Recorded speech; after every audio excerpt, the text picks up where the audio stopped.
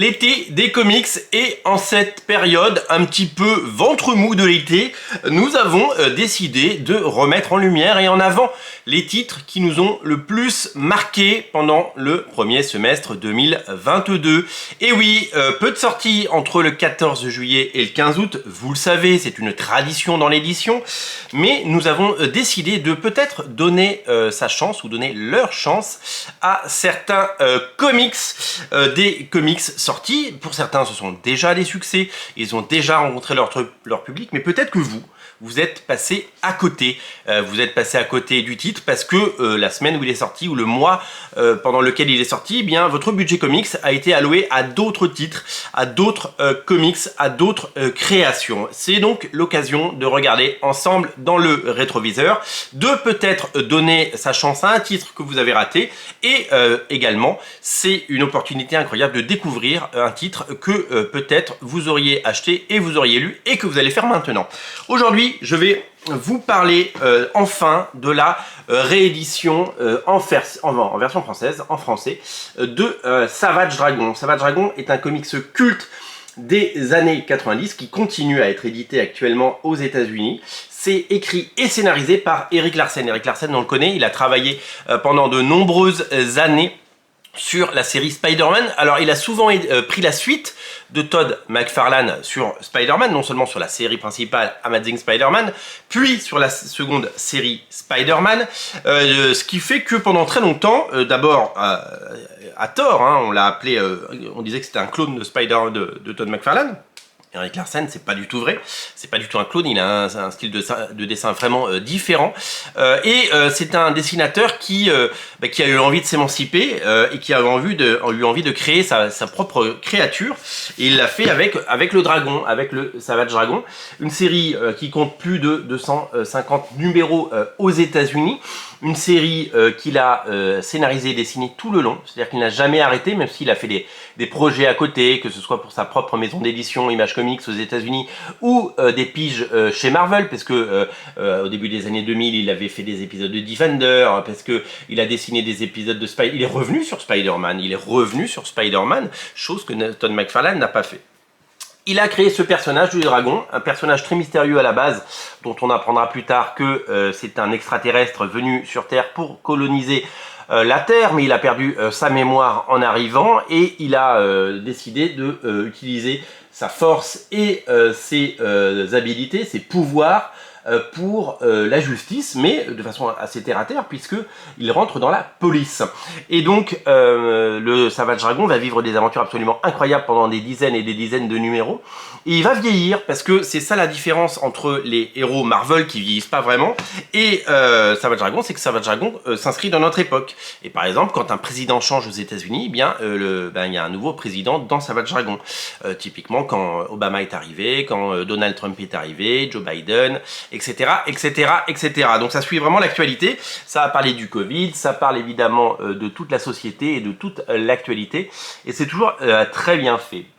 Alors, Savage Dragon, c'est donc une grande saga sur des décennies, qui met en scène tout d'abord le père, qui donc est Savage Dragon, puis son fils, qu'on voit naître dans les pages de Savage Dragon, et qui grandit, et qui devient lui. Et c'est la particularité de cette nouvelle édition française, c'est de nous proposer non seulement cette saga cultissime, mais également de choisir un point de départ éditorialement très fort, puisque ils n'ont pas réédité les comics depuis le numéro 1 aux États-Unis, donc ce ne sont pas les épisodes de 1992 que j'ai dans les mains, c'est tout simplement un comics qui reprend la seconde période. C'est-à-dire que le personnage principal n'est plus la star du titre, c'est son fils Malcolm Dragon. Et donc, au moment où Malcolm Dragon prend les rênes de la série, eh bien, débute la série française. Donc, il y a déjà 2 tomes qui sont sortis, et donc on a déjà on voit à quoi s'attendre pour l'histoire. C'est en couleur, c'est en version française, bien entendu.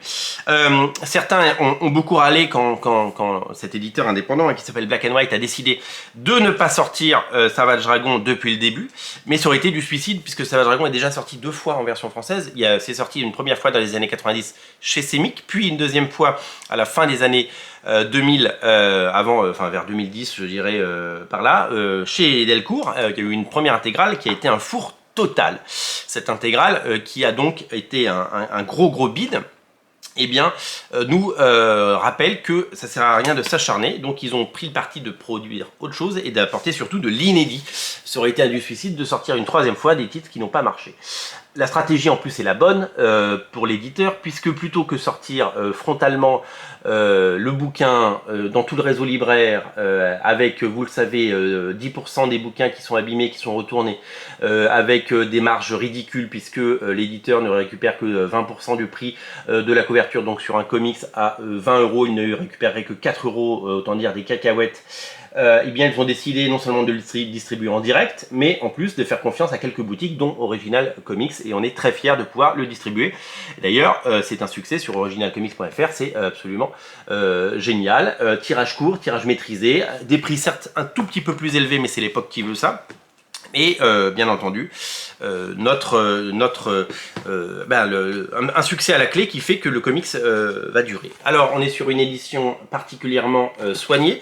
On est sur une édition avec du beau papier, avec de l'éditorial pour bien comprendre où on est, avec toutes les couvertures, tous les bonus et les pages en couleur. Le style inimitable de Eric Larsen, un style qui se caractérise par un certain dynamisme, par évidemment des doubles splash pages et beaucoup d'action, un humour irrévérencieux. Un comics qui n'est pas destiné aux enfants, puisqu'il y a énormément de connotations adultes et sexuelles, avec certains épisodes, et je vous préviendrai quand on y arrivera, ce n'est pas le cas dans les 2 premiers tomes, mais des tomes, certains tomes qui sont carrément interdits aux enfants, puisque il y a des scènes un petit peu olé à certains endroits, puisque Eric Larsen a décidé de se lâcher par moment. Voilà, en fait il fait ce qu'il veut sur cette série, et c'est une série absolument géniale, complètement décomplexée, avec des plans fabuleux, avec des scènes d'action dantesques, et avec un comics résolument porté sur l'action. Ça nous rappelle évidemment toute l'imagination débordée et débordante